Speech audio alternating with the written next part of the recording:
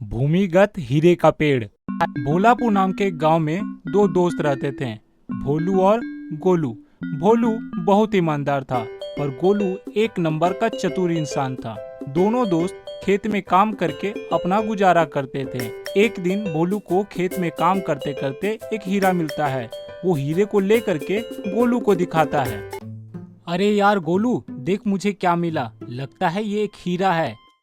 हीरे को लेकर के गोलू देखता है और कहता है, अरे अरे बेवकूफ, तूने आज तक हीरा देखा नहीं है। ये तो बस एक कांच का टुकड़ा है। इसे मुझे दे दे, मैं कहीं फेंक देता हूँ, नहीं तो किसी के पाँव में लग जाएगा।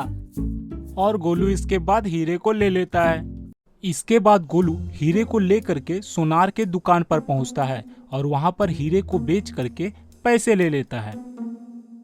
घर में काम करते करते एक दिन गोलू को एक नक्शा मिलता है।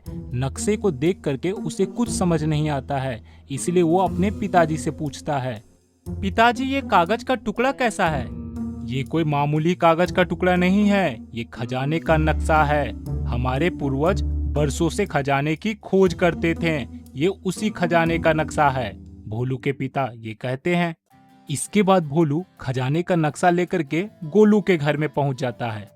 अरे यार गोलू, लगता है मुझे एक खजाने का नक्शा मिला है। भाई दोनों मिलकर खोजते हैं, हम दोनों की जिंदगी संवर जाएगी। खजाने का नक्शा देख करके गोलू कहता है, अरे यार भोलू, तू बहुत भोला है रे। ये कोई खजाने का नक्शा वक्शा नहीं है, ये तो बस एक कागज का टुकड़ा है।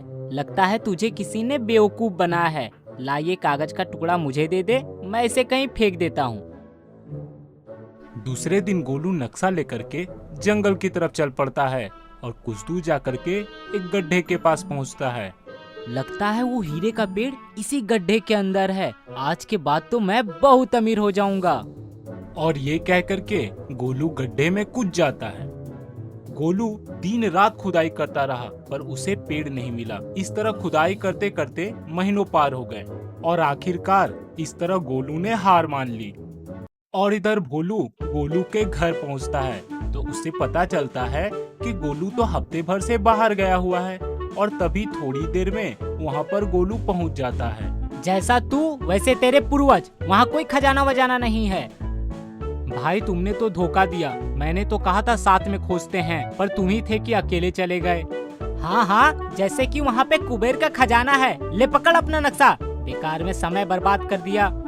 फिर भोलू वो नक्शा लेकर के खजाने की खोज में निकल पड़ता है और कुछ दूर जा करके वो गड्ढे के पास पहुंचता है। लगता है यही वो जगह है, इसी गड्ढे के अंदर खजाना होगा। मैं जी लगा कर मेहनत करूंगा और खजाना ढूंढ कर ही रहूंगा। भोलू गड्ढे के अंदर जा करके खुदाई करने लगता है। इस तरह खुदाई करते करते काफी समय बीत जाता है और एक दिन भोलू को हीरे का पेड़ मिल जाता है। भोलू वहाँ से हीरे लेकर के घर आ जाता है। भोलू की हालत सुधरने लगती है और वो एक महल में रहने लगता है। साथ ही साथ वो गांव वालों की भी मदद करने लगता है। और एक दिन वहाँ पर गांव वालों के बीच में गोलू भी पहुँचता है। गोलू को भोलू कुछ पैसा देता है और गोलू को कहता है, भाई अगर तुम साथ में चलते तो तुम्हारी हालत भी ठीक हो जाती। ये लो कुछ पैसे और कोई काम धंधा शुरू करो।